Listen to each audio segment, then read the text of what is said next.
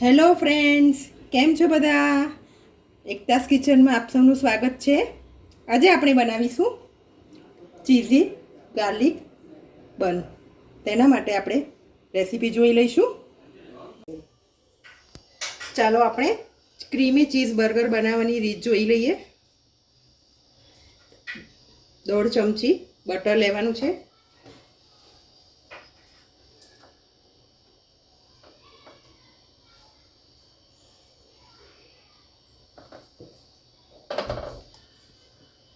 Butter ગરમ થાય એટલે એમાં 1.25 ચમચી મેદો નાખવાનો છે. એને શેકી લેવાનો છે.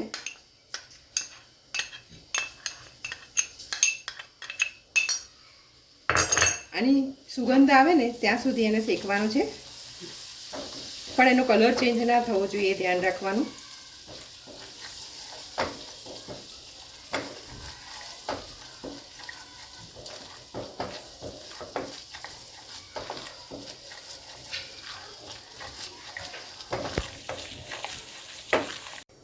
લોટ શેકાઈ જાય ત્યારબાદ આમાં આપણે 1 કપ દૂધ નાખીશું.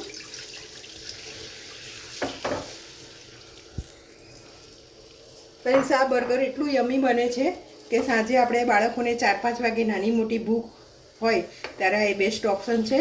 ક્રીમી ચીઝી ખૂબ જ પસંદ આવે છે આ રેસીપી બધાને. જરૂરથી ટ્રાય કરજો તમે.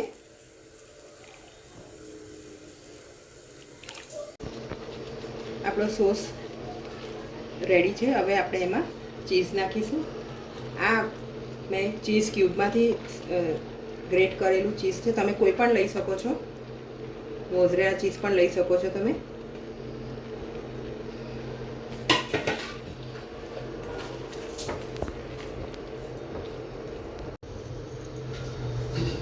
દોઢ ચમચી ચીલી ફ્લેક્સ નાખવાનું છે.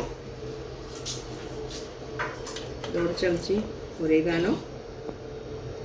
આમાં તમારે મિક્સ હર્બ હોય તો પણ ચાલે, એ પણ નાખી શકો તમે. મરી પાવડર,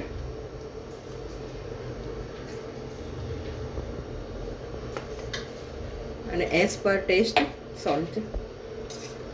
આ ચીઝમાં પણ સોલ્ટ હોય એટલે એ ધ્યાનમાં રાખીને નાખવાનું.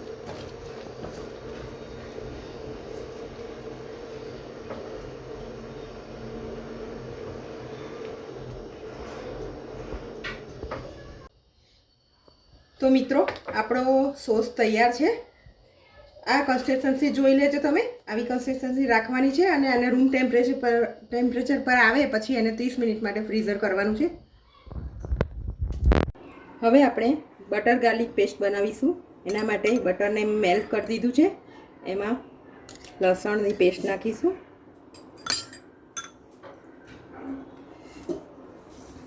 ચીલી ફ્લેક્સ,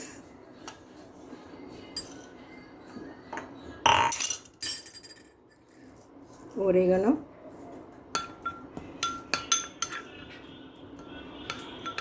અને ધાણા, લીલી કોથમરીના પાન ઝીણા ઝીણા કટ કરીને નાખીશું. આપણી ગાર્લિક બટર પેસ્ટ તૈયાર છે.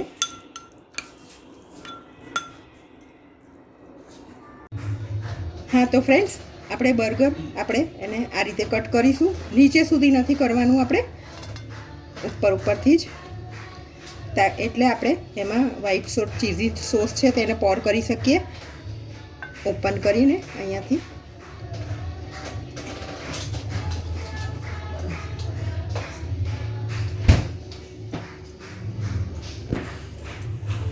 જોઈ શકો છો તમે. હવે આમાં ચીઝી સોસ એડ કરવાનો છે, પોર કરવાનો છે. ફ્રેન્ડ્સ, આપણે હવે અંદર પોર કરીશું ચીઝી સોસ.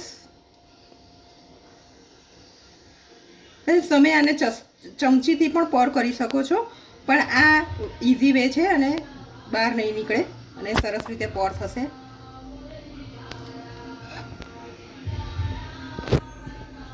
હા તો હવે આપણે બટર ગાર્લિક પેસ્ટમાં ડીપ કરીશું.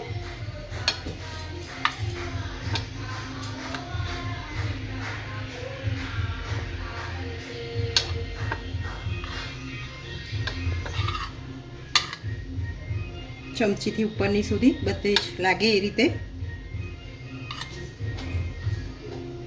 આમાં બટરનો ટેસ્ટ ખૂબ જ સરસ આવે છે.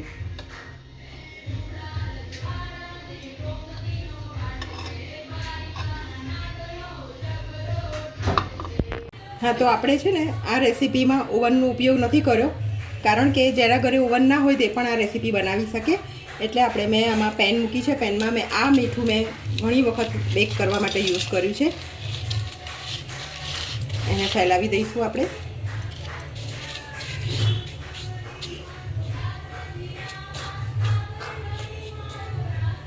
અને ઉપર આવો કાટલો મૂકી દઈશું.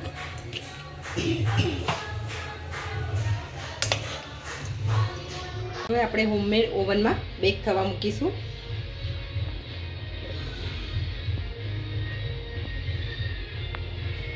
દસ મિનિટ રાખવાનું છે આપણે. હા, તો વ્યુઅર્સ, આપણા ચીઝી અને ક્રિસ્પી ગાર્લિક બન તૈયાર છે.